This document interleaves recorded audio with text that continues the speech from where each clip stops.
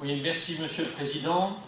Mes chers collègues, à la dernière commission des placements voirie, lors de la présentation par les services de ce projet communal, plusieurs élus du groupe Les Républicains ont manifesté leur désaccord avec les arbitrages PPI de la métropole.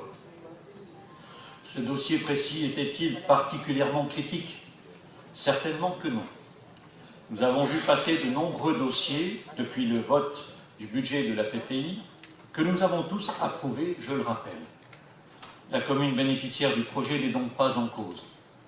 Mais ce conseil est l'occasion d'exprimer de nouveau les constantes interpellations de notre groupe, ignorées avec mépris, vis-à-vis de la méthode de l'exécutif sur la mise en œuvre de la PPI. Depuis votre élection, Monsieur le Président, nous attendions un changement de méthode. Des choix un peu moins clientélistes et plus fondés sur l'étude des priorités basées sur les besoins des habitants. Il apparaît que ce n'est pas le cas. Après 3 années de mandature, il est évident que de nombreux dossiers de certaines communes, gérés par des élus de l'opposition, inscrits pourtant à la PPI, ne font pas l'objet de l'attention ni de l'intérêt, encore moins de l'empressement que l'exécutif porte à ceux de certains autres territoires.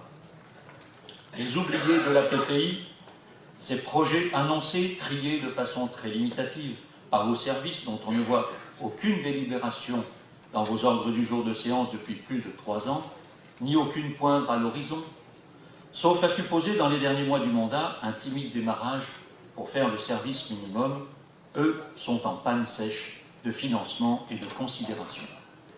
Monsieur le Président, allez-vous enfin répondre aux maires sur l'enveloppe financière consacrée à la PPI de territoire, projet par projet? Car si le groupe de travail a pu obtenir, au bout de 2 ans de demande, un point général sur l'avancée de la PPI, vous nous refusez toujours et encore un point financier détaillé, projet par projet, commune par commune. Monsieur le Président, même en ce temps de Noël, ce ne sont pas des cadeaux que nous attendons.